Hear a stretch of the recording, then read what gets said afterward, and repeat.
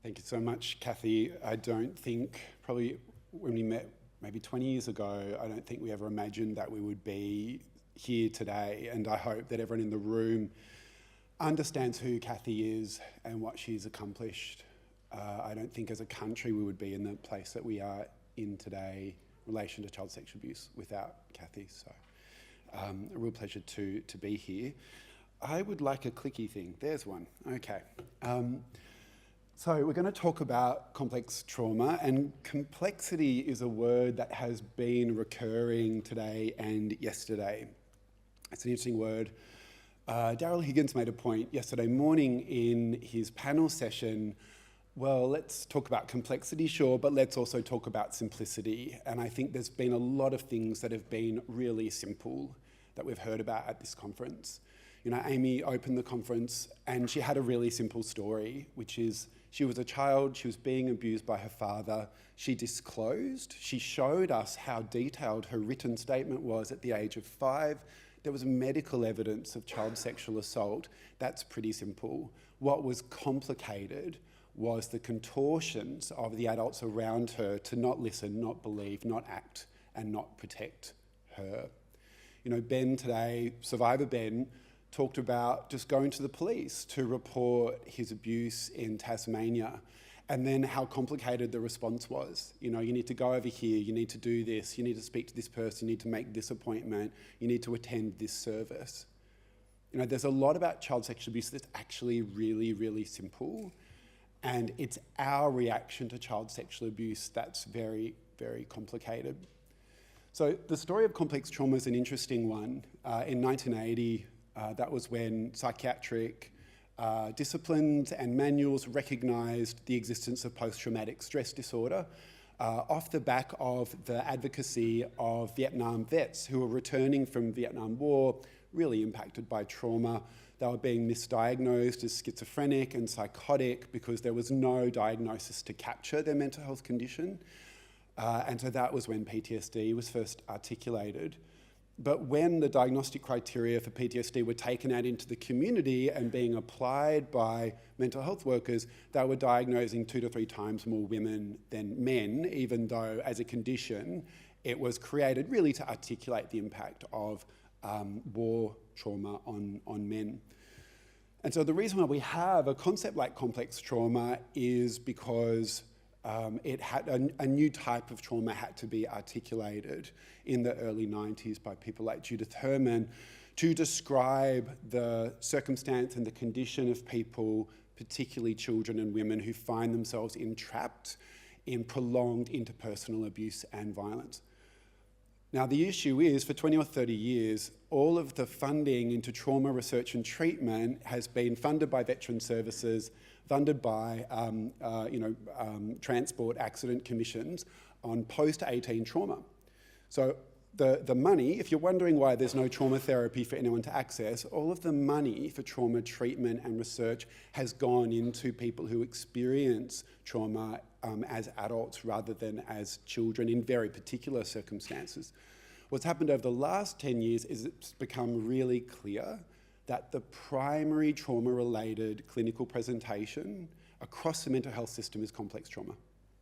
Even for people who have had a car accident, or they're coming back from war, or they've been tortured as a migrant or a refugee, once they're in a clinical setting, the majority of them will also start talking about child abuse, because it's child abuse that adds that fragility in, that means that as an adult, traumatic incidents are so much more likely to leave an impact. 20 years ago, when I started doing this work, when I started doing research on child sexual abuse, I'm a criminologist, so I was really interested in what offenders had done to victims and survivors, and I wanted to create a space for them to talk about that, because so often this testimony was excluded from the criminal justice system. But in the process of speaking to survivors, you hear about, in a way, how simple child abuse is and how straightforward it is, and frankly, how easy it is to sexually abuse a child and get away with it. But you also hear about just how complicated the school system was, if that was the place where the child was abused, or if that was the place where the abuse wasn't detected, how complicated the mental health system response, or the welfare system response, or the police response, or the child protection response.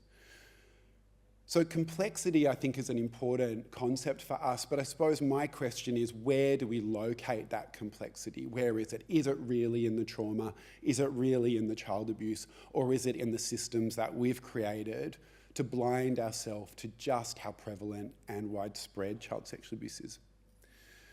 When I was trying to write this paper a couple of weeks ago, I started going through transcripts of all of the survivors who I've interviewed over a long period of time, and I've interviewed maybe 100 survivors in different projects. And I was trying to find like the right quote that could really encapsulate this idea of living with complex trauma. But what I found was that nobody's story spoke for everyone. Child sexual abuse happens in all communities, in all families. It can happen to any child. And people's reactions, their responses are so different as well. I ended up coming up with a list of what's different about child sexual abuse. Different sorts of offenders, different contexts. People are abused in different places. Abuse can begin at birth. It can begin before birth. I've done research on the dark web where offenders have shared ultrasound scans of their unborn children on the dark web as child sexual abuse material. It can begin in pre-adolescence. It can begin in adolescence. It can be a non-contact offence. It can be a contact offence. It can be penetrative. It can be torture. It can happen once. It can happen for a brief period of time. It can happen over years. For some survivors, their abuse never ends. You know, I do work with survivors who are still being sexually abused by the same childhood perpetrator, and they're in their 40s or 50s, and it only ends when the offender dies. It can happen once. It can happen a couple of times. It can happen 5 nights a week. Offender motives are different. Some are sexually motivated, some are financially motivated, some are just sadists and they're looking to control children, and some are opportunists. The method is different: grooming, threats, affection, drugs, alcohol, blackmail. And kids' reactions to sexual abuse are really different and often happen all at once: fear, pain, love, arousal. We don't talk about this very often because it's really difficult to talk about, but child sexual abuse doesn't always feel bad. And it's incredibly confusing for children when child sexual abuse feels good. And self-blame and shame. So I came up with a list of all the different things and all the different sorts of experiences of child sexual abuse. And so I asked myself, okay, well, I know about the differences, but what do all of these experiences have in common? And for me, I think there's 3 things. Child sexual abuse is an attack on the developing capabilities of the child's evolving psychological, emotional, cognitive, behavioural, sexual capabilities. It's an attack on the development of those capabilities. It doesn't mean that those capabilities are necessarily always injured. It doesn't mean that they don't develop. Often there's a bit of a trade-off. I do a lot of work in dissociation. And what dissociation does is it prioritises attachment. It prioritises the child's relational capabilities. It allows the child to stay attached to caregivers who might be abusing the child. And that's very adaptive. As Anne reminded us this morning, children depend upon adults. So dissociation allows children to prioritise the relationships that keep them alive, but it sacrifices self-protection. On the other end of the scale, we can have children and adult survivors who are really hypervigilant, really sensitised to threat, and that prioritises self-protection, but it can also often have an impact on other sorts of relationships. Child sexual abuse is a hijacking of what is fundamentally the child's own, the child's psychological, bodily, and also sexual autonomy. We've had a number of prosecutions in New South Wales recently where teenage boys have complained about sexual abuse by female teachers. And historically, traditionally, this kind of sexual abuse, the response is socially, in certain social contexts, how lucky that boy is. And this comes back to a point I made a little bit earlier, that child sexual abuse doesn't always feel bad. But what it is a hijacking, it is a theft. It is an appropriation of the child's body and sexuality, not for their own purpose, but for somebody else. But also child sexual abuse acts as a force amplifier of underlying vulnerabilities and needs. For some kids, child sexual abuse just happens out of the blue. You know, they're in a fantastic relational environment, strong family, strong community, and child sexual abuse just happens to them. And when they disclose, that child's engulfed in a supportive response, and those kids do really, really well. But very often, child sexual abuse occurs because there is some underlying vulnerability, there is some underlying risk factor. It might be co-occurring with domestic violence or neglect or emotional abuse.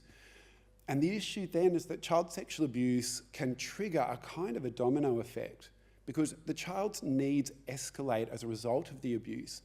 And the child then turns to their relational and social context to have those needs met.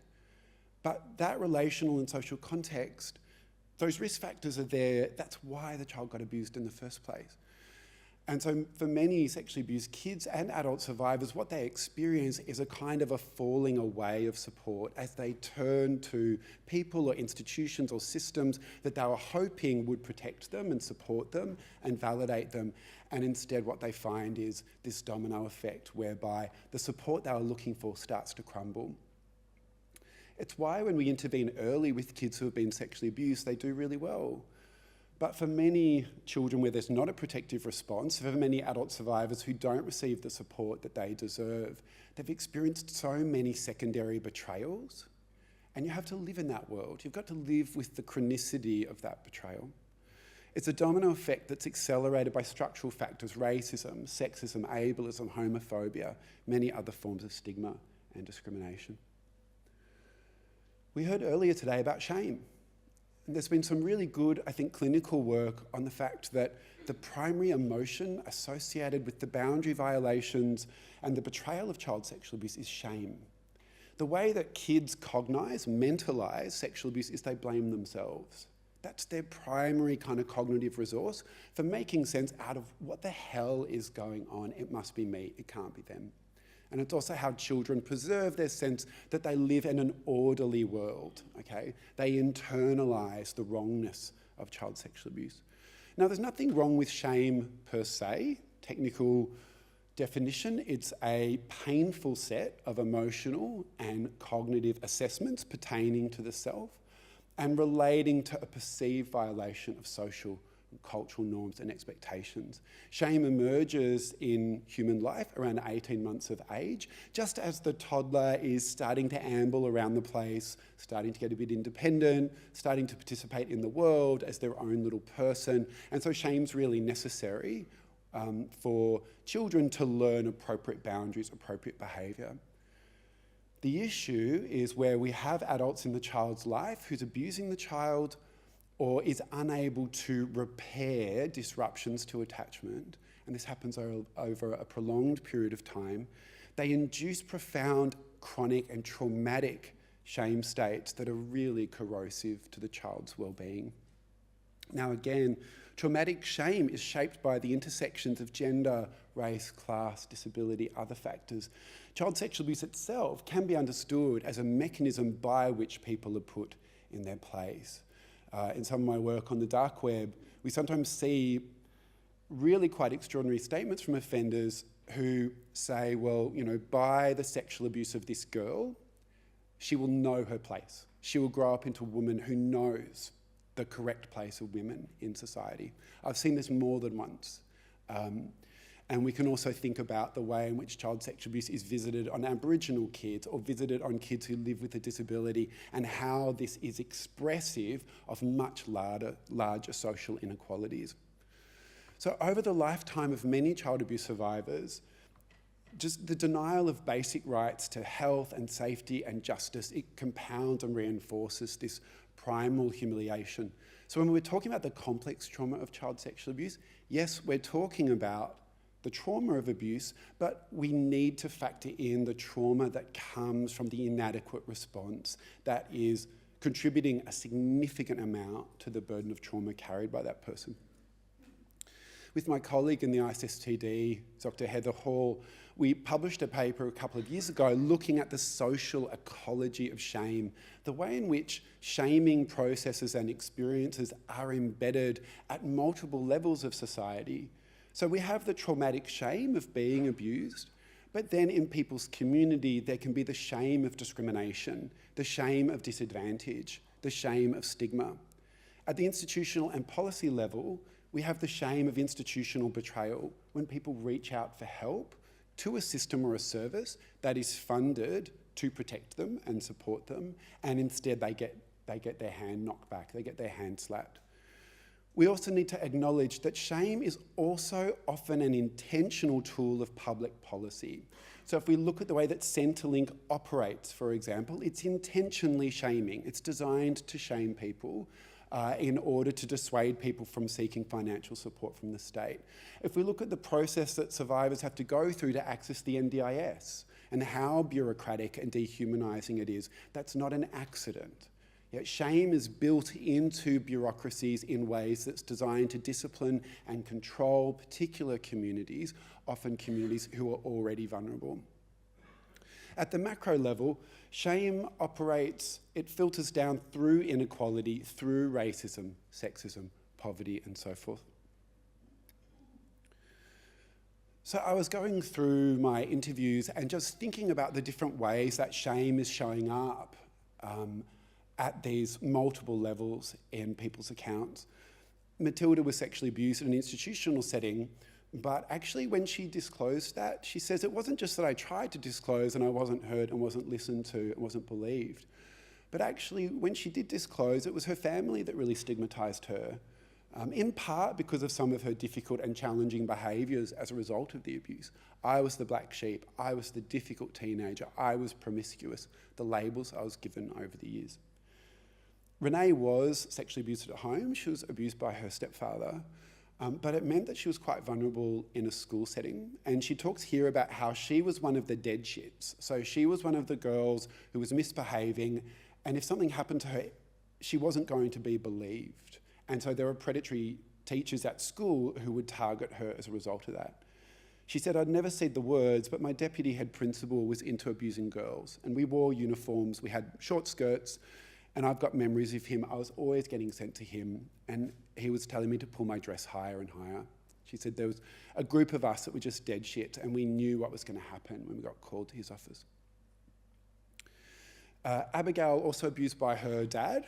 He is incredibly wealthy, multi-millionaire, and Abigail's really lives with a high level of chronic disability as a result of what her father did to her for the first 20 years of her life. And what that means is actually her father pays her rent. She cannot pay her rent at the time without her father. She was subsequently able to access public housing, but at the time she relied on her father financially.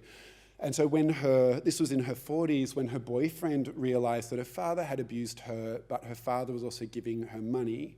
And you can see the shaming and the humiliation and the abuse here, where he's calling her a prostitute and he's calling her a slut and so on, and she eventually left that relationship. This is Darren's account of seeking mental health care. And so Darren grew up actually in a bikie gang, so a really unsafe environment. His mother was involved with men in a bikie gang. So a really unsafe environment where he was sexually abused. There was a lot of drugs and alcohol and so on. But he's also got, it's a fairly unusual childhood, talking about being raised in organised crime.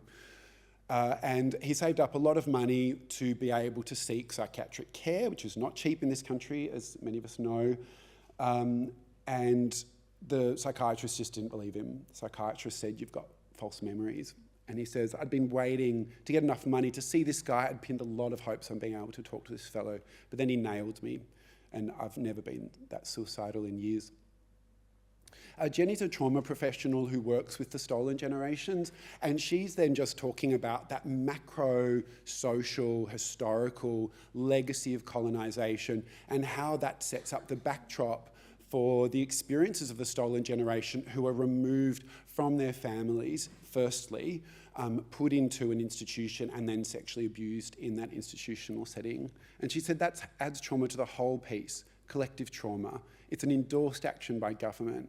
Those children just need to be removed from their parents, stuck in a home, makes it harder to deal with. The whole of society is rejecting you.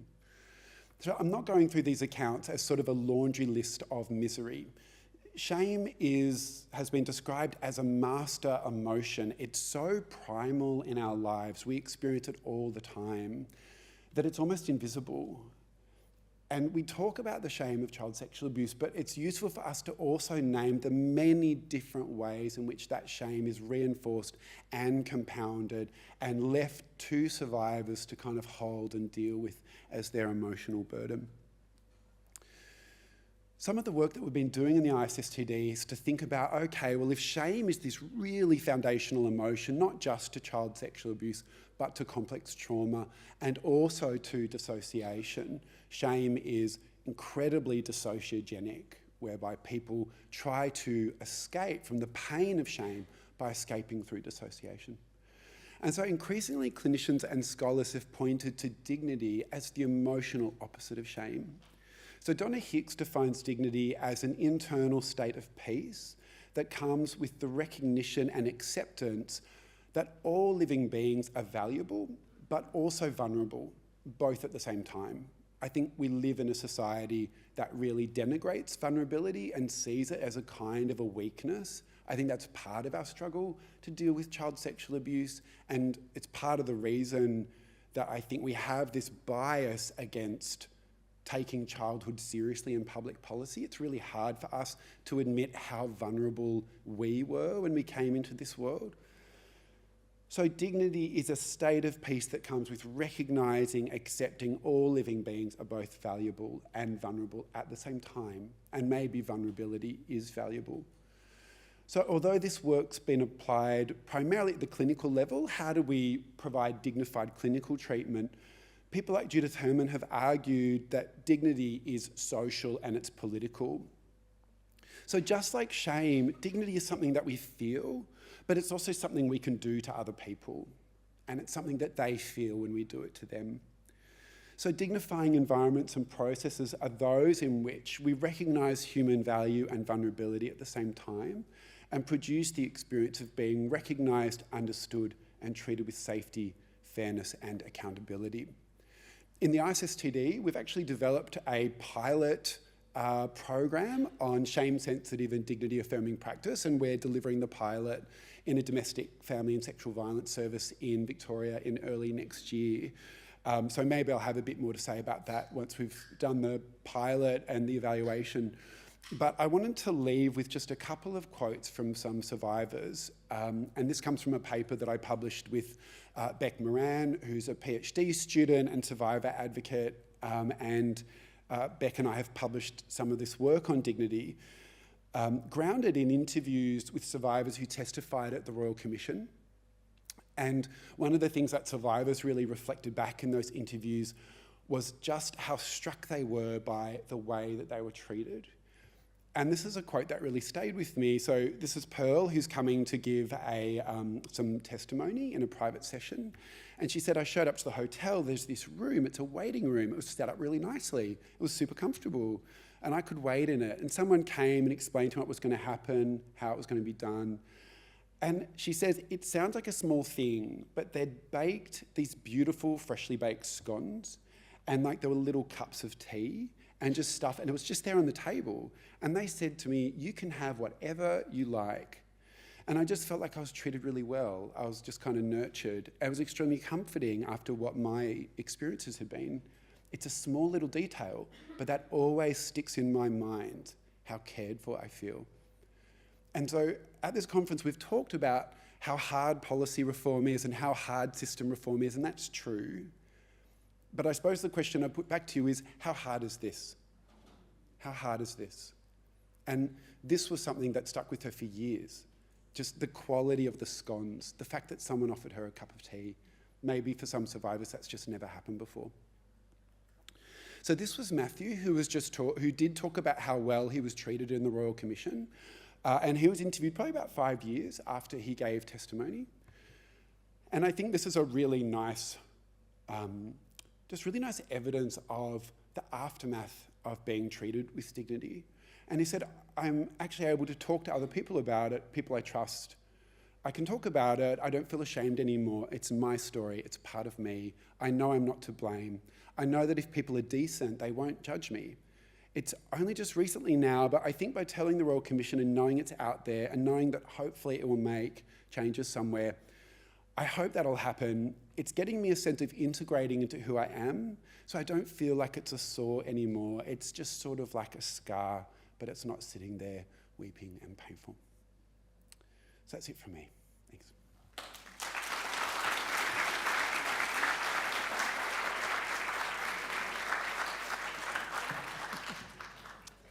Michael, thank you for not only setting the scene, but putting the humanity back into this conversation. That was fantastic. Just want to invite the other panel members up. Louise, Lamont, welcome.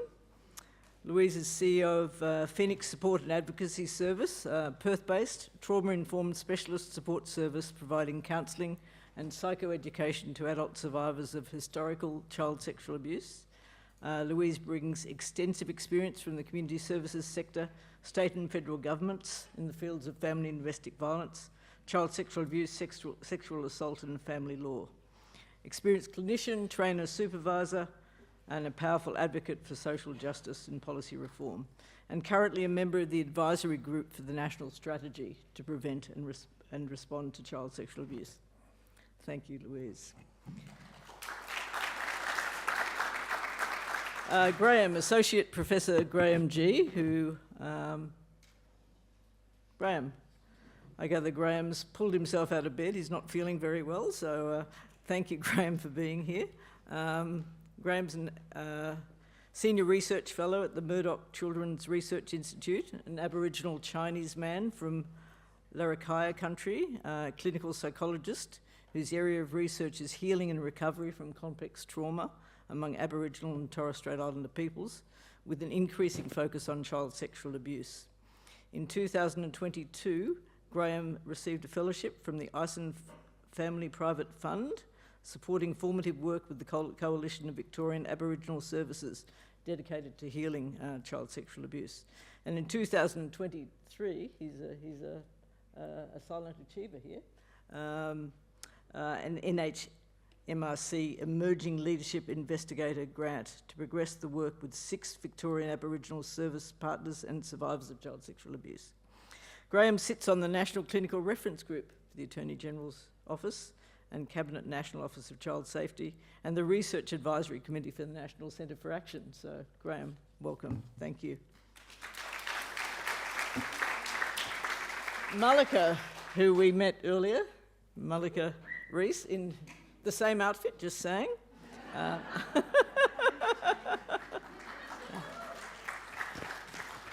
A member of the National Centre Survivor-Led Adult College, brings the lived and lived experience of child sexual abuse, a seasoned MC as we saw, a singer as we saw, a muso as we saw, speaker, writer, storyteller, yes, artist in resident, funeral celebrant, co-director of Cocoa and Butter Productions. She's made music, video clips, taught music, co-written multiple shows and performed many places across the country, currently publishing a family memoir of 6 women in her family across 6 generations, and writing a play to be followed by a second play to gently address such topics as eating disorders, body acceptance and child sexual abuse. We'll get Malika to speak a little bit more about her personal story later, but welcome, Malika, yet again. And last but not least, Janice Mitchell, CEO of the Australian Childhood Foundation, who we heard from last night, one of the founding members of the National Centre, a social worker, child rights advocate. Janice and Joe Tucci, the inaugural chair of the National Centre, built ACF from zero base into an absolutely incredible international leader in models of prevention and repair of childhood trauma. She's practiced and published extensively in academic journals, edited a range of pivotal books, including the most recent handbook of trauma transformative practice, additionally a thought leader in therapeutic out-of-home care, adjunct associate professor at Southern Cross University, director for the Centre for Excellence in Therapeutic Care, and on a range of national, state and territory-based expert panels and advisory groups. Yeah, another non-performer.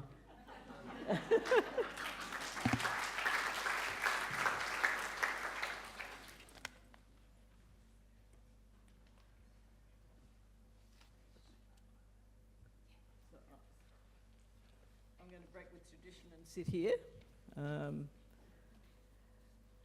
So, Malika, over to you first. You heard, what Michael just said.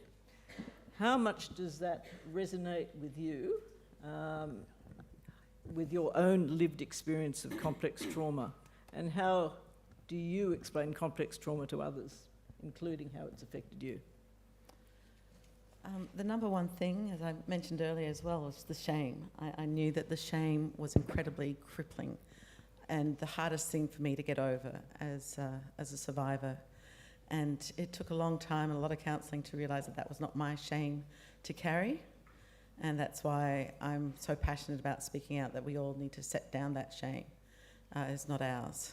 And the complex trauma, the dignity really resonated with me as well. Being treated with dignity, being seen, feeling safe, being believed, being heard is so crucial to our healing. Because, complex post-traumatic stress disorder, complex trauma, it's complex. It really is complex. And it's insidious. It just, it filters into so many aspects of our lives. And I know for me as well, because I disassociate like many do to survive the trauma, because mine was ongoing. It was from 4 to 14 and then another 10 years of having him in my life. And so disassociating is safe, but you just don't realise, how you're only living a very superficial, shallow life when you're disassociated. And it was really important to me that I reintegrate my body, especially when I had kids. I think that the best thing for me was my kids, my high maintenance blessings, is that my counsellor taught me, and thank goodness, in Wollongong where I live in Dharawal land, that there was a centre, West Street Centre for victims of sexual abuse, to have free counselling, and my God, may they be spread far and wide, these centres. And she said to try to love myself the way I love my kids, and to give my, because as much as I love them, try to reflect that love back to myself. So I've got that, be kind to yourself, and self-care for the win. And that was really powerful for helping me get back into my body.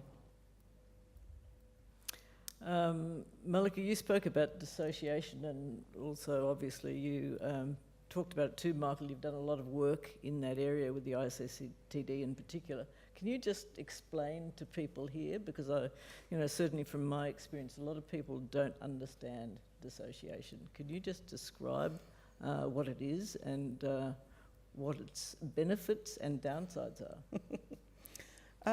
I guess the benefits, I really remember when I was being sexually abused, just like leaving my body and going up into the corner of the room and kind of just sort of looking down at myself. It's to protect myself so I didn't have to feel what was going on and deal with the discomfort and all the myriad feelings, embarrassment, shame that was going on at the time, because so disassociating out of my body. But then as an adult and growing up, I was still like, I genuinely felt like I had been severed at my neck, and I could not feel my body. I could not feel my emotions. I did not know how to get in touch with my intuition. I was just the head part of myself, but not the soul part of myself. Mm. Michael, is that what you've heard from other survivors? Yeah, definitely. We, one of our tasks, developmental tasks for human beings, is psychological integration.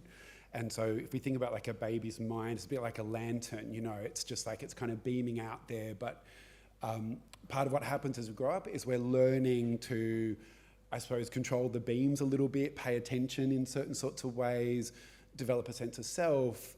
How do our emotions relate to our memories, relate to our behaviour? And so in contexts that are really dangerous, it's not safe for kids to psychologically integrate all of those things. It can be useful to keep your memories separate from your emotions. It can be useful to not have one sense of self, but maybe 3 or 4 different sets of selves, because the person who goes to school is not the same person who is in bed at night, is not the same person who's operating in another context. So so for kids where there's that chronic adversity, dissociation is an alternative developmental pathway. And so there's the cognitive aspects that you've described, like floating away and so on, but there's quite physiological aspects to dissociation. It's why a lot of people with dissociation will live with quite high levels of neuropathic pain, so a lot of chronic pain, a lot of issues with the body, with the metabolism, immune system, inflammatory system, because that process of psychological integration is really important for development, full stop.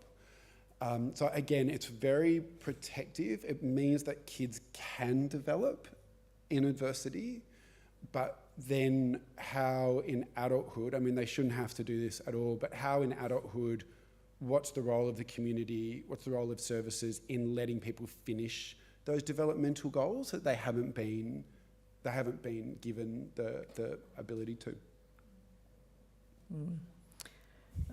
Coming to you, Louise, in your work clinically with adult survivors, what's your experience in working with people who do dissociate, and how do you work with someone in the room who's dissociative? So, as you said at the beginning, I'm actually the CEO, is my role now. I have worked as a clinician in the past, but I talk about how our staff work with those that are experiencing dissociation and the impacts of child sexual abuse. And as Michael was saying, I think a lot of the people in the community generally don't understand complex trauma in the sense that they think it's an emotional response, but it's much more complex, as Michael was saying, and there's physiological impacts. There's certainly impacts on the nervous system. And as Judith Herman, who's well known in the trauma service, she talks about the importance of stabilisation and safety, establishing that first. So that's certainly what we would do clinically, and that can be quite challenging because a lot of the clients that present to us would have comorbidity issues, so they may be dealing with self-medicating with alcohol or different substances. They may be homeless or unemployed, so they've got a lot of other challenges that may be going on. So we would try and get some sort of stability and some support around those issues before we would actually enter into the trauma work. But also just going back to the shame, that's such a dominant, I guess, aspect of complex trauma as well. And it is really hard for people to sort of open up around their trauma, because then they have to experience those feelings of shame, which are very different to guilt. Guilt is often about something that we've done that we may regret that we did, but shame is about the core of who you are. It's about your whole being. So we take a very holistic approach. We have things like trauma-sensitive yoga. We even have webinars around nutrition, mindfulness. So we try to take a very holistic approach, because we know that talk therapy is not the only way that's going to work with trauma, especially like what you were saying about being cut off at the neck and not really feeling anymore. So it's helping people re-engage with their bodies and their sensations in a really safe way. And coming to you, Graham, your experience both as a clinician and in your research working with Aboriginal and Torres Strait Islander people, how does that all resonate with you, and what additional insights have you got? Yeah, I absolutely agree with everything that everyone's spoken to about in terms of my years as a clinician for 11 years and working with survivors. I want to thank you for sharing the story. It really touches me. And I think all of those complexities are real. I don't think there's anything simple about supporting survivors of child sexual abuse. And Michael's summary or articulation of the history, the journey of trauma from PTSD to complex trauma has been a really important one that clinicians and therapists and practitioners have long fought for. So I think it was really welcomed in the mental health space.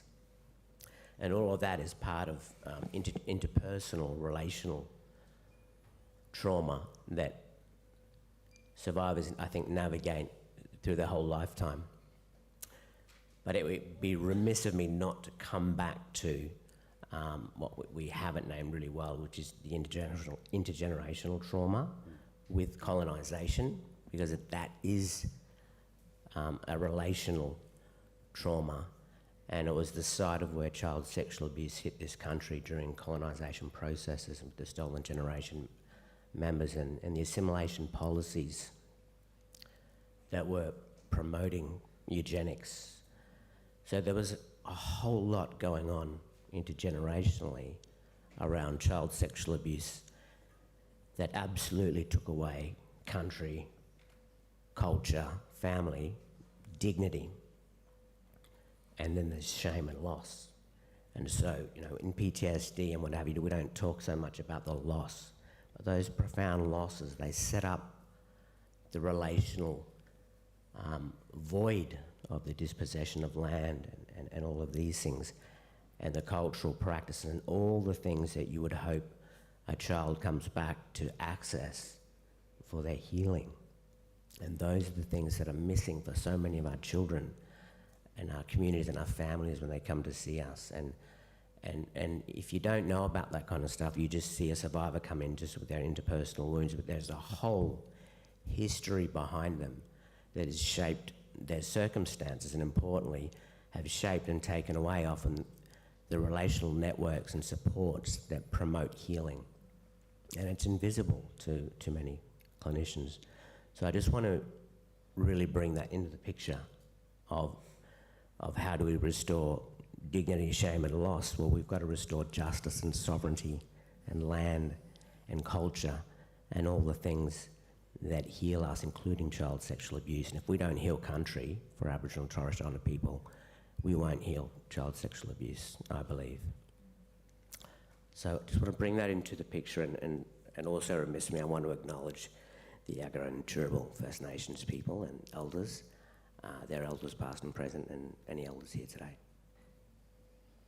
Thank you. I'm just wondering how you even begin that journey of healing, because, you know, what you described there is just so layered.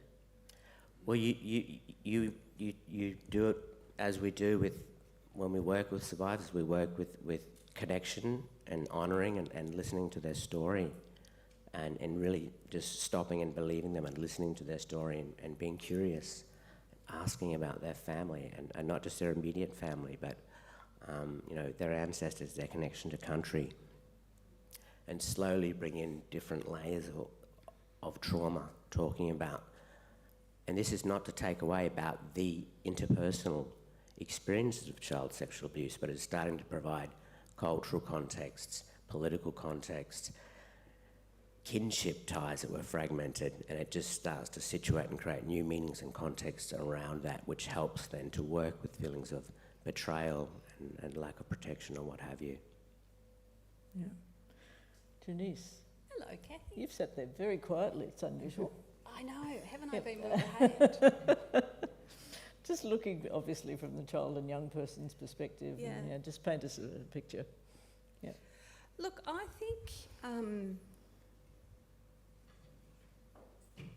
think what isn't done well in the kids space is looking to the life of the child beyond now. I think that what the child and family welfare sector does, I think what child protective services do, is they focus on the here and now, and it's very transactional support. They need a placement, parents need support, and we don't actually focus on what do we need to understand about what's been taken from children, the interrupted developmental trajectories of children, and the unmet need that sits underneath those experiences. What do we need to do to go back and meet those needs so that across their whole life course they will be fulfilling their own personal objectives, feel empowered, feel confident, feel capable, feel happy, feel loved, feel lovable and loving and successful and hopeful. And I think that what happens for kids where they do get a service, and many don't, and the system of child and family welfare in and of itself is not future focused enough. It's so demand pressured that it's looking at the next period of some statutory order. It's looking at the next 12 months or the next 6 months, or we're only involved for the next 3 months because that's how long our involvement is. And no one's got stewardship of that child's life into their future. And what we know is that the site of the harm for most of the kids in the system and most of the kids that we see is in the context of relationships. And what we know is that healing happens in the context of relationships. It does not happen in a therapy space. I'm a clinician. I'm happy to put my hand on heart. It's the other 23 hours of that day, of the every week, of every day. And what we don't focus on enough in healing is building those sustainable, supportive, attuned and responsive networks of relationships that that child can live in, heal within, and within which that child will be carried into their futures. Regardless of whether they're black, brown, pink, purple or green, every child needs that. Collective cultures know that deeply. White cultures have become so nuclearised that we've lost sight of the village that it takes to raise a child. So we need to go back to traditional ways of knowing that have lived in lots of cultural spaces for a long time and think about what does it take to live and heal well. We measure success in the child protection system. The AIHW has a KPI that says a child should have at least one significant relationship. Now, if I said to you today, tomorrow when you wake up, of all the people in your life, you can only have one of them. I know that no one relationship in my life meets all of my needs. That would be a very heavy burden for one person to carry, for me. I don't think anyone's sticking their hand up to do that. Equally, that's not how we live. We're interpersonal creatures. We live in families and communities. And that's what we need to refocus our attention on. The best clinical practice will never trump relationships of community and connection and belonging, within which you find yourself and your relationship to others and the world. And I think for kids, that's what we need to come back to. Yeah, and sorry, Graham. Yeah. I just really want to echo that as a psychologist and a practitioner, that's we're never going to cut it there, because the needs are going to change over the lifetime. You know, core human needs of love, joy, peace. Yep. As Professor Helen Miller beautifully named, she kind of summed that up, that's what's missing from the clinical and mental health space. And you know, the survivors that I've supported at different life stages will re-encounter those themes as they become parents, as they raise their children, as they raise their children and see their children at the age when the parent had experienced violations and what have you. This constant need to cycle back to understanding how can I love well, how can I receive, what does healthy intimacy look like, and joy. Yeah. Just so often with that loss of innocence deprived, they're all such important things. Yeah. And to your point, Graham, I think that what we see in the kids space is that it's not uncommon for us to be working with families where there are multiple generations of abuse and violation. But the lack of acknowledgement and recognition of those experiences for the parents and the approach of blaming and shaming, we talk about shame, the system further stigmatises and shames parents for not looking after their own kids when their models for how that could and should be done were not gifted to them as children, and they've not had the opportunity to make sense of that. Or they're doing their utmost, and when they fall, it's really not great for the child, and we need to hold them and support them and pick them up and help them go forward in ways that are safe for kids. We can never compromise their safety, but we've got to hold the whole story. Kids grow in networks, and we need to understand what those networks need to be able to hold that child well. Yeah, I mean, obviously we're all relational beings and absolutely cool. Malika, your reflection on relationships and, your process of healing, how relationships over time and how you've built your community around you has enabled your healing. But was that a question? Malika, So the question was how have I built... just reflections on relationships, in your process of healing. Oof. Small question. Yeah, we definitely are creatures of community. We need our community around us to heal and to feel safe in that community.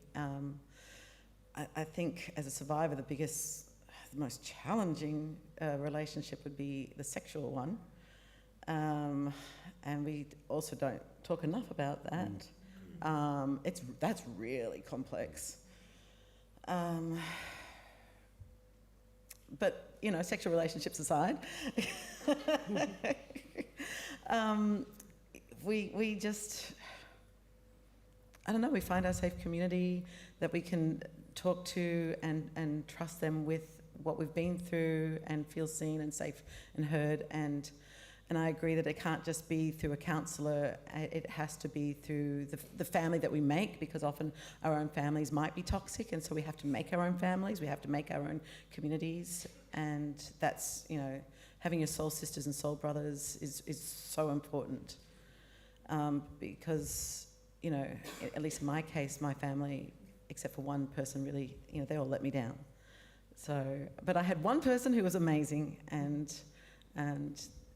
so, I mean, I guess if you had to choose one person, Janice, as long as you've got one person, that is on your side, it really makes the world of difference. So, yeah. I'm just wondering, Malika, if you found that one person was a bridge to other people. Was that? It was my grandmother, and as I said, she went to the police in America. She knew, she caught him in the act of abusing me, and he denied it, I denied it. She went to the police in America. They didn't want to know. She went to the police in Armidale. They didn't want to know. She knew that I was still being abused because my dear mother had sent me to him as a 12-year-old alone into a country with no family for almost a year. And I went back home to America, and she just knew. She was just like, oh no, things are not going well. So she sold her house within a month. She'd sold her house, said goodbye to the only country she'd ever known, her whole family, her community, her friends, everything. Moved to Armidale, New South Wales, which is a bit of a shock after Los Angeles. What do you mean? Just to be there for me. And she knew she couldn't stop it because, the grooming was so complete. My mother, didn't want to have a bar. She didn't want to hear it. She'd been told since I was about 5 that something was going wrong. And, my grandmother couldn't stop. She couldn't protect me, but her unconditional love was everything. Her unconditional love, even though I couldn't embrace it fully while she was alive, it was a world of healing for me, and it has allowed me to be a cycle breaker with my own children. So, yeah, just having one person on your side who believes you, who loves you, who sees you, I'm grateful forever to my angel Olivia for that. Yeah. Michael, is this resonant with what you've heard in all the conversations you've had with survivors? Yeah, I mean, I was really just thinking about, in Australia, the child abuse survivor movement kind of co-evolved in the 70s and 80s with the domestic violence movement, because a lot of women who were fleeing to women's shelters were not just fleeing domestic violence, they were often fleeing sexual violence against their kids. So they'd come across the fact that their husband or partner was sexually abusing the child, and then they were trying to escape that abuse. And I think particularly for sexual abuse in the family, we've really lost an understanding of that as family violence. It's a type of family violence. And then the lifelong implications for survivors, because when child sexual abuse takes up root in a family, then it deforms the family dynamics around the abuse. More often than not, in my experience, family members will very frequently ally with the offender against the child. So it can be really, and then when the adult survivor discloses, there's often been 20 years of gaslighting, or 30 years, you know, they're a liar, they're dirty, they're all those things, you can't believe them. And so how do we think about supporting adult survivors? Because we talk about like historical child sexual abuse. We talk about child sexual abuse like the impact of it is in the past or the impact is psychological. But I mean, you know, for me with my family, if I get into financial problem, for example, there's probably someone I could beg money from. I don't have a lot, but somebody would probably give me something, you know, but like emotional support, all of those things that, you know, people who are not in that situation just take for granted. Survivors are kind of out there on their own, trying to figure that out on their own, you know. We talk about the bank of mum and dad to buy a house. Well, if you've been sexually abused in your family by a parent, how do you get the money to get a mortgage to buy a house? So that kind of broader, like relational, lifelong impact, I think it's part, you know, it's really good we're having that discussion about complex trauma, but it's very psychological. And I think like the lifelong practical relational effects of child sexual abuse, we haven't had that conversation properly yet.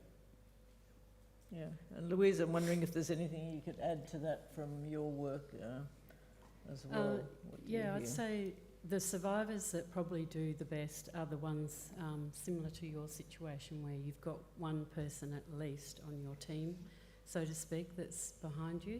I mean, even you hear of stories where someone in their childhood may have had a teacher that believed in them, that was really positive towards them, and that can make all the difference. So they can identify one person, or they have one person currently.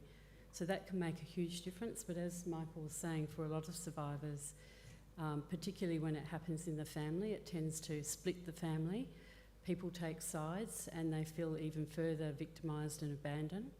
So that's really challenging. And the other thing is that I guess going on about you saying it's a lifelong sort of struggle. So people may get therapeutic support, or they have someone on their team supporting them, and they're doing well for a while. But then we all have life events, and these are the things that will be the triggers.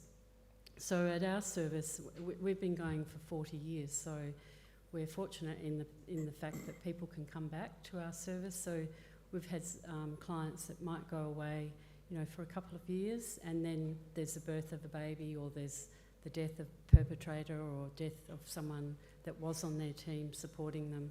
So there's all sorts of life events that can mean that they need to revisit and do some further work around the trauma. So you can't say there's a place that they arrive at where they're healed forever. But I guess from our point of view as a service, what we see as rewarding is seeing people make progress and moving along and able to better function in their lives, having less impacts of their trauma symptoms, but it doesn't mean that that will necessarily be permanent. Graham? Yeah, I was just going to add that for many survivors that I've supported, one of the most heartbreaking things is that they had to leave country to heal, which is a massive thing. As we're saying, you leave your nuclear family, but you leave your elders, you leave your whole language group, potentially your whole nation, because it's not safe. And so there are many survivors who have had to go to other nations, First Nations countries, to do their healing and essentially recreate a new community of you know, fellow survivors, and connecting with the elders of that community and receiving the blessings and the knowledge in another country. But it can be incredibly healing, and I think that's one of the most exciting things that I've seen in the work that we're doing on the Nuggetji project, which is working with elders in Victoria, is that they're bringing practitioners and services together to create community for survivors. And one thing we haven't spoken about in this conference very much is also that intersection between being a survivor and being a practitioner in the workforce, also being a survivor. And what does that mean for the way we help survivors? So the approach that we're doing is bringing practitioners together, 25, 30 practitioners from 6 different Victorian Aboriginal healing services, and a proportion are survivors themselves, who then have formed a survivor-led group, and so we're trying to create communities and networks within communities, and I really believe that that's a great way to go for connection, because ultimately it's connection and relationship, as we're talking about, restoring that. Yeah, yeah. And Janice, over to you about, working with a family where, family relationships are obviously fractured when there's intrafamilial abuse, and so how do you work with family to repair that? I think I'd reference back to 2 things. One that I said last night, which is about let's not assume. Let's stand in the shoes of that child and understand the world from their perspective, because the assumptions we hold as adults may not actually have any relevance to the way they see their world and what they want. And the second thing is what Michael said earlier, is that the traditions of practice in the psychological space, in the complex trauma space, have been developed for adults by adults. In traditions of mental health that are about sitting in a room with an expert in a confidential and private space. If you put child into that sentence, they don't fit anywhere.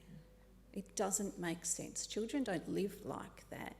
They don't have the capacity often to give consent to therapy.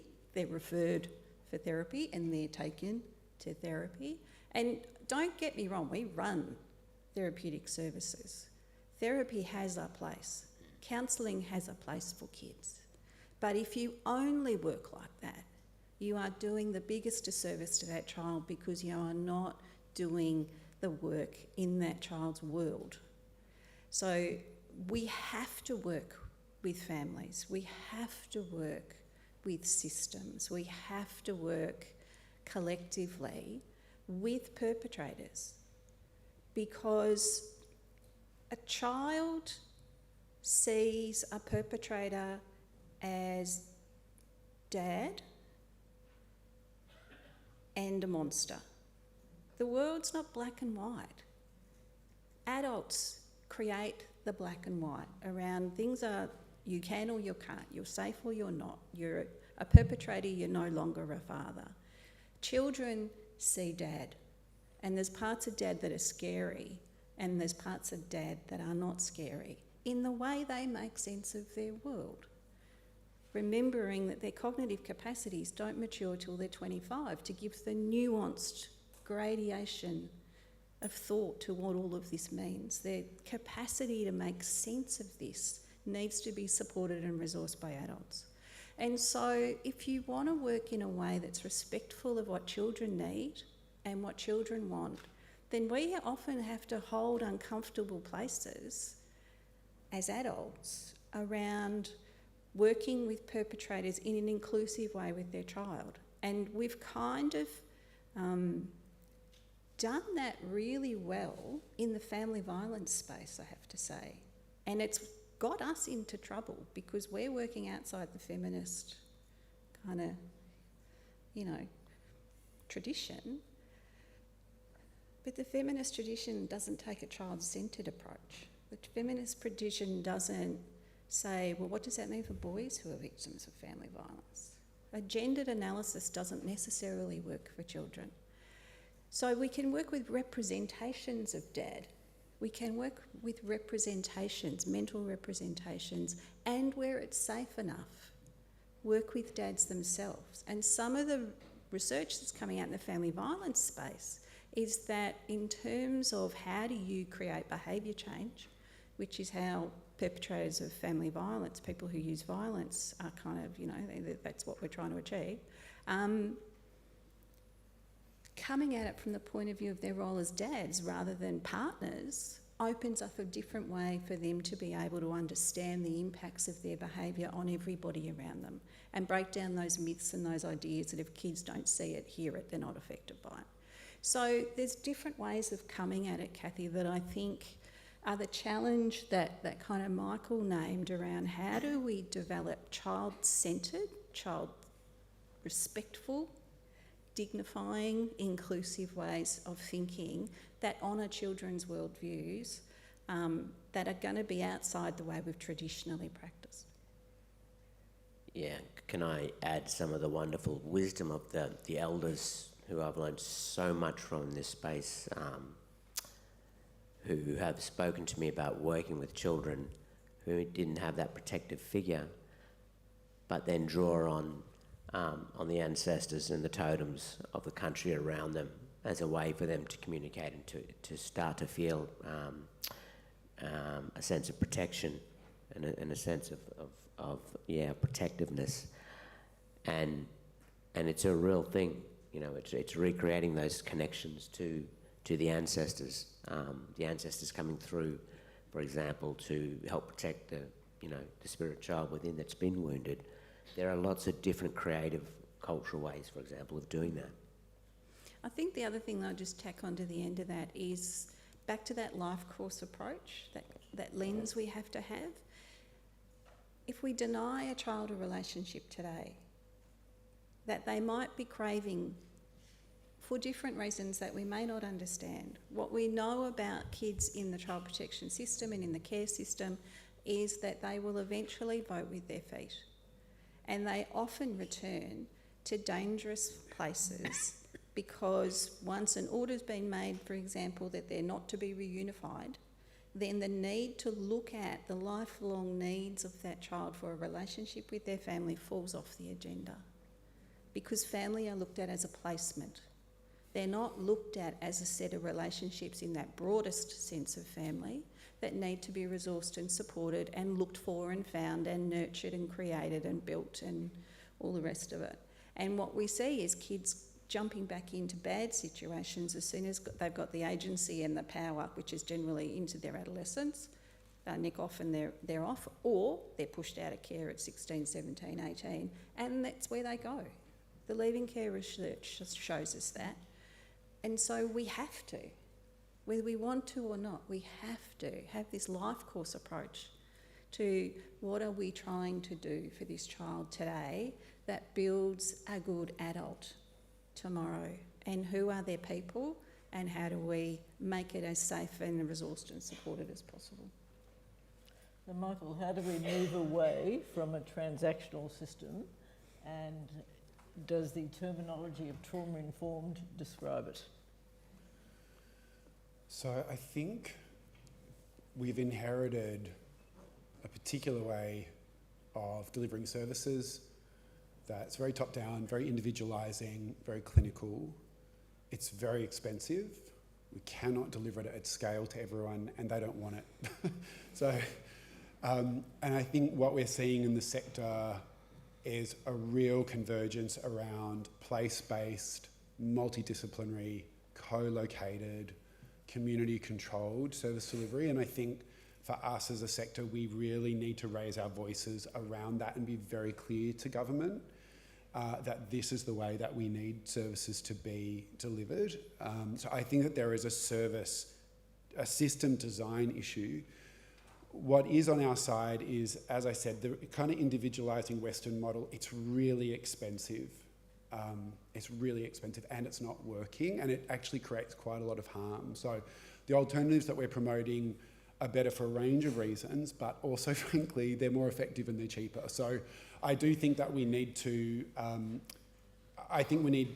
really take Daryl's point from yesterday. What are some of the simple messages that we're speaking back to government? And also to hold government to account when it doesn't act on our advice as a sector. And that we not only keep saying the same things, but we make it really uncomfortable for government not to take our advice. I'm serious. It's really important. So I think it's really good. Like, it was great to hear about Arch this morning. I think there's lots of examples of this around the country, and we really need to lift that back up.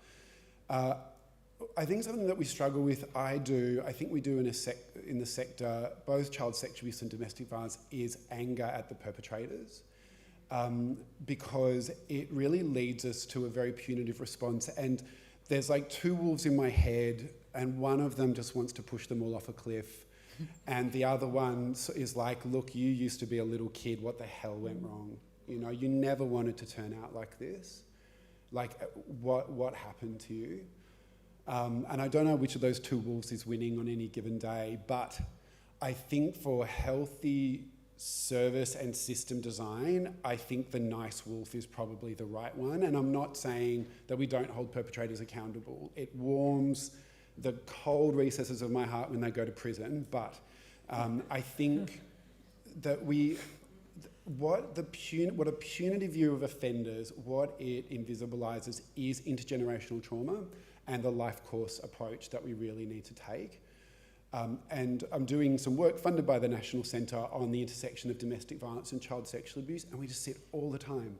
You know, sexually abused girls growing up, they're not supported, then there's domestic violence, and then they have kids, and then, you know, there's increased risk to their kids in all sorts of ways, and then there's sexual abuse.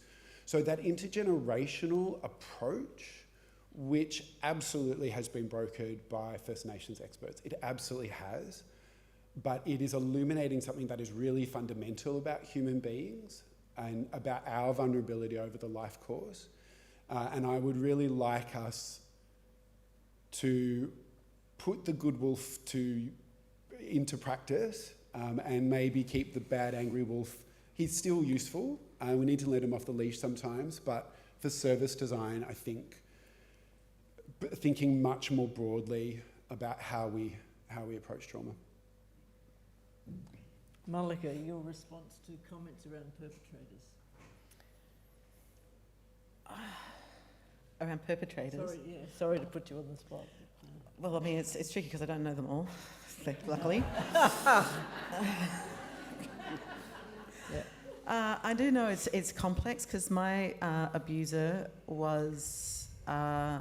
abused his sister.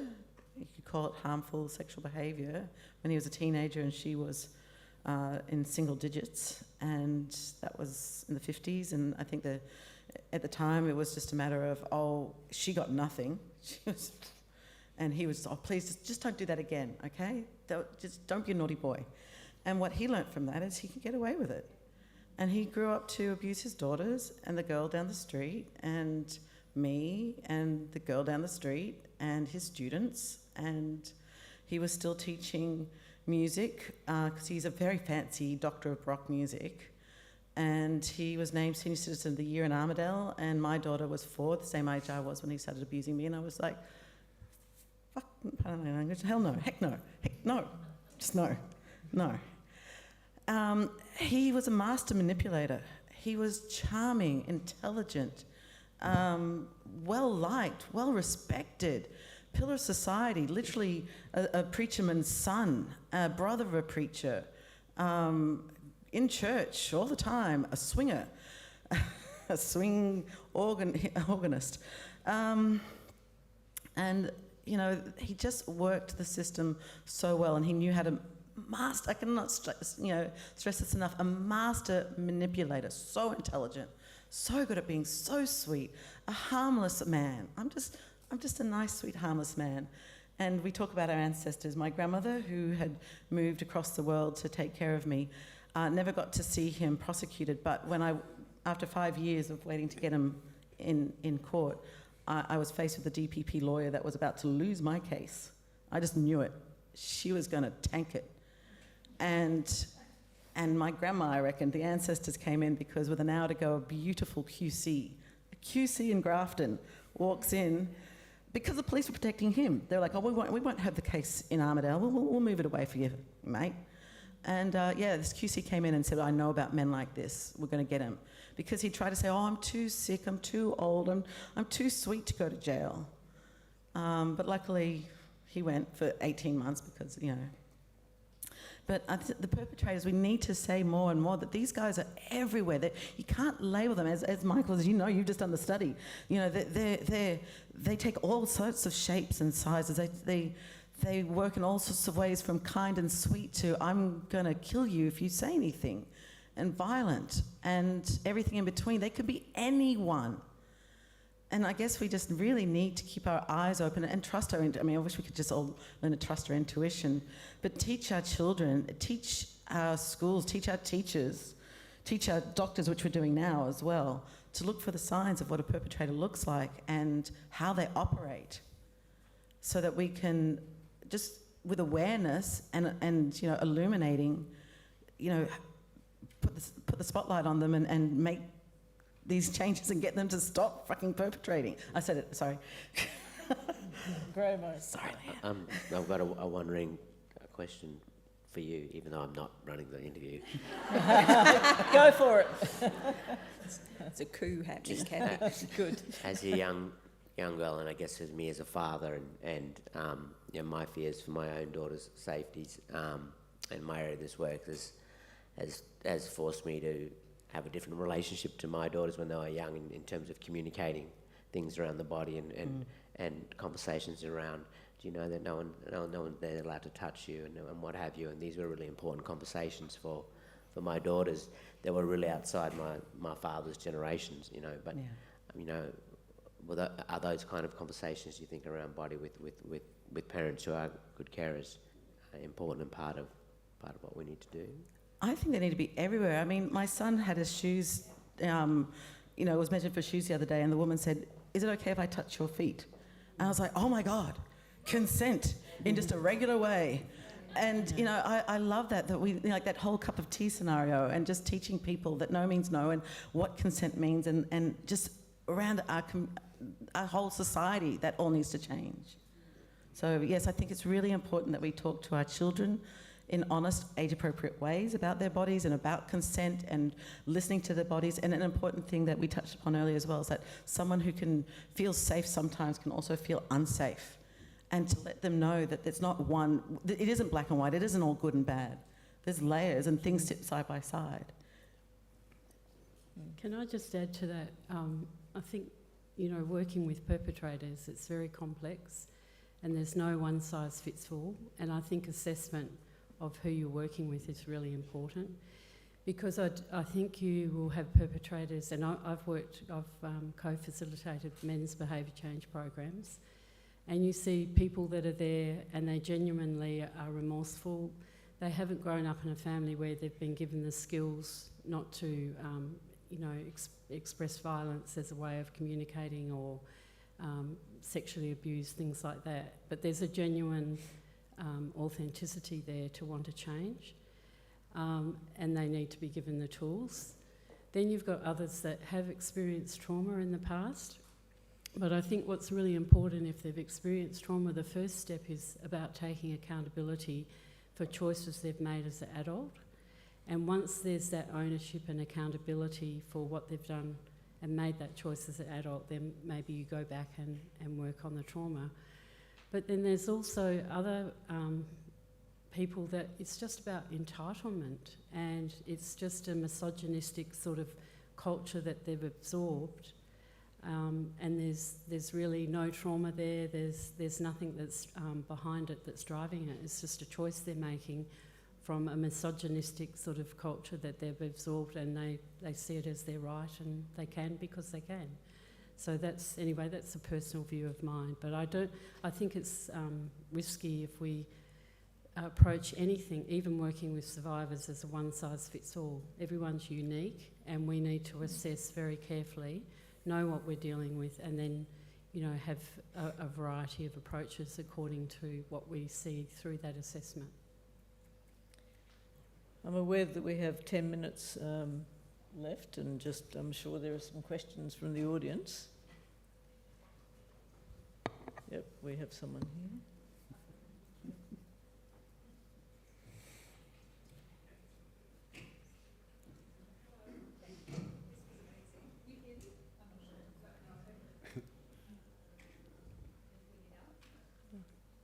Hello? Yes. Yeah. Okay. So thank you. This was amazing. And I think my question, it's going to be for everybody, but I'd like to thank you, for Malika, for bringing it up. I'm criminologist. Sorry. And also really interested in so I'm doing a sexology thing. So obviously that intersection between, and trauma as well. So, and I work in the sexual domestic family violence space. So my interest really sits at that intersection of intimacy, like when violence has been enacted either as a child or an adult, but particularly as a child when you're developmentally impaired, you know, things are kind of derailed. And that intimacy piece, we know how important relationships are at not just community relationships, kinship structures, but sexual intimacy. And we don't want to talk about that when we're talking about healing. We talk about psychosocial, financial, compensation, justice. All of these other conversations are centered on the table and moved around. The sexual story is never there. Mm-hmm. And it's a really dangerous absence. Like, if we cannot have that conversation with people who are trying to grapple and renegotiate safety and boundaries and healthy and what is healthy sex if they've never known it, what to do. So I'm wondering, in terms of programming, in terms of psychological interventions, community interventions, how can we talk about, and you know, sex education in schools, of course there's that, but I'm talking about like intimacy between people, relationally. How do we bring that into conversation so that repair can actually begin? And what does that look like? That's such a good question. Because one thing as well that I don't know how many survivors talk about is what happens when you're a child and your body has a positive response to being abused. And then, I mean, my goodness, your shame is just manifold. And then going on to have sexual relationships. Oh my God, talk about being in your head and like, how am I supposed to feel? How am I supposed to act? What am I supposed to do? Am I supposed to be enjoying this? And also not seeing what abuse looks like then later on. Like I used to, when I was married, I used to call it starfishing. And then it was only many years later that someone said, no, that was not consensual. That was not okay. And I wish that I really want to have more of these conversations about survivors and their sexuality, because everyone has a right to feel good in their bodies and to have healthy sex. And we just don't even know sometimes what that looks like. So I'm just so great. Yeah, I completely agree that the whole area of sexuality, we're not trained for it as health professionals about how to raise this. It's such a taboo topic, sexuality, and yet there's been for me such important conversations with survivors who have been questioning and haven't known whether that something was abuse or not, and looking at the age and what was happening and working with them to have to talk about what happened within that sexual realm and what it was and what it wasn't, and supporting them to come to their own understandings. But, for me as a psychologist, I was learning on the run, and that speaks to the lack of education in the tertiary sector. There's no undergraduate and graduate training around child sexual abuse and what it means to have really important conversations around sexuality and intimacy, because it's still such a topic that people don't want to talk about. So I think that we really need to move towards getting that kind of training and development with people who are supporting survivors. Janice? I think from a child and young person's point of view, we have to, what we've seen so often is that sex is a commodity to achieve connection for children and young people who've been violated and sexually abused, because that's very often the only time they've been paid attention. And children have a developmental drive for connection, and they've only got the tools that experience has given them. And so for lots of kids, the harmful sexual behaviour conversation from yesterday, the child sexual exploitation, and a lot of what Michael's work would show is that the kids that are being sexually exploited and adolescents that are being sexually exploited online, in the room, I don't know what language we use, in real life, I don't know, it's all life in an integrated virtual and tangible way. That's the tool they use to try and get these drivers for connection to somebody. And I think for kids, what we've got to do is not see it as sex. We've got to see what the meaning of that behaviour is. Because for kids, their behaviour is a communication tool around an unmet need that the trauma has caused. And if we're only responding to the behaviour and doing psycho-ed around, you know, sexual safety and sex ed and all the rest of it, we've missed the point for these kids. Because what the world has taught them so far is this is how you get attention. And so I think we need to be really considered when we think about the issue of sex and sexual activity and sex education in the context of children and young people. And when I'm saying young people, I'm saying up to 25, 21. I'm not talking about young. I'm including that top end of what the system is now starting to recognise we need to keep supporting in the kids space. We need to understand the meaning of that behaviour and not try and educate that behaviour out of them because it's unsafe and risky.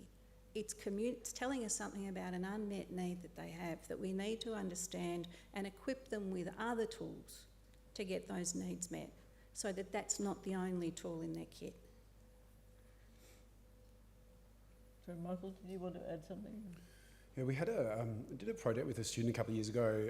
There was like a Reddit forum, so like an online forum, and a sex therapist posted and said, I'm a sex therapist, some of my clients who've been sexually assaulted said they enjoyed it, ask me anything. And there was like 5,000 responses. People created anonymous accounts to just say, well, yeah, something bad happened to me. I didn't consent to it, but I enjoyed it. I was either physically aroused or I had an orgasm, and the majority of responses were from child sexual abuse survivors, just talking about the fact that they'd never been able to talk about it, actually. And so we did a study of this, and then we went to the literature and we couldn't find anybody who'd written about it. There was like a couple of mentions in clinical textbooks from like 1988, despite the fact that I know from my clinical colleagues that this comes up all the time in therapy. So it's interesting how shame gets its tendrils out there, including into professionals and into researchers, where we find sex embarrassing, we don't want to write about it, and we don't want to talk about some of these aspects of child sexual abuse that are so normal. They're so normal, and I think we inadvertently reinforce the shame by not just openly saying, this is really common and it's really confusing and let's unpack this.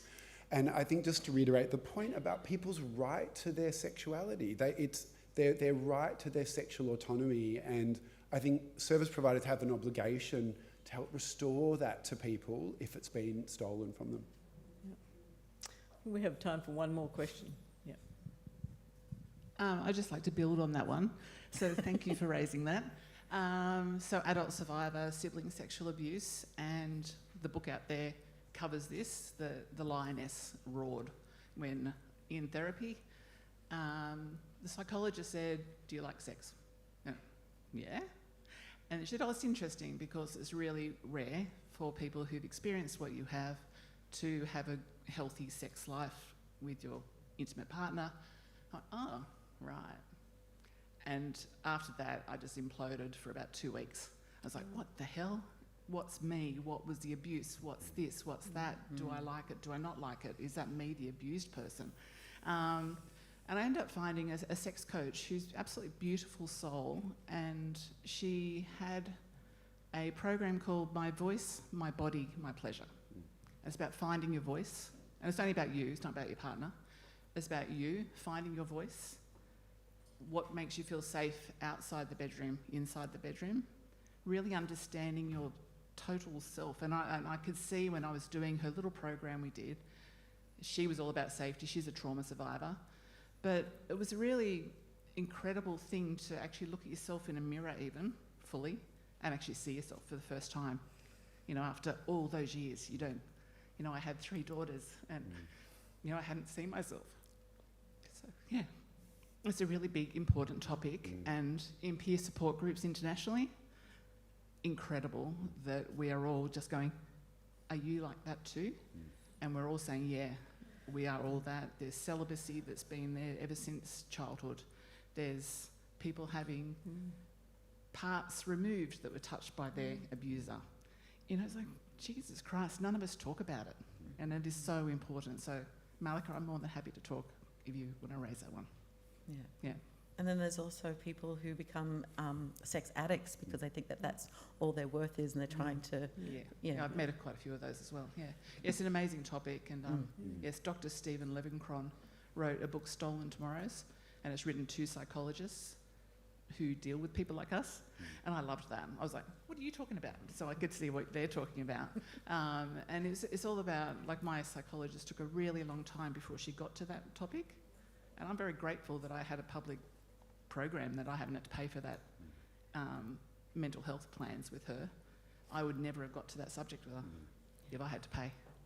So I think, wow, I've actually saw her for 4 years, and it takes a really long time to allow yourself to feel safe to talk about something as simple as answering the question, do you like sex?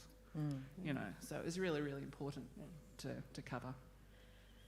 Thank you for talking about that with us as well. Thank you. I think we do have to end now, I'm afraid. But I'd just like to really thank, you know, what an amazing panel. Michael, Louise, Malika, Graham and Louise. Thank you.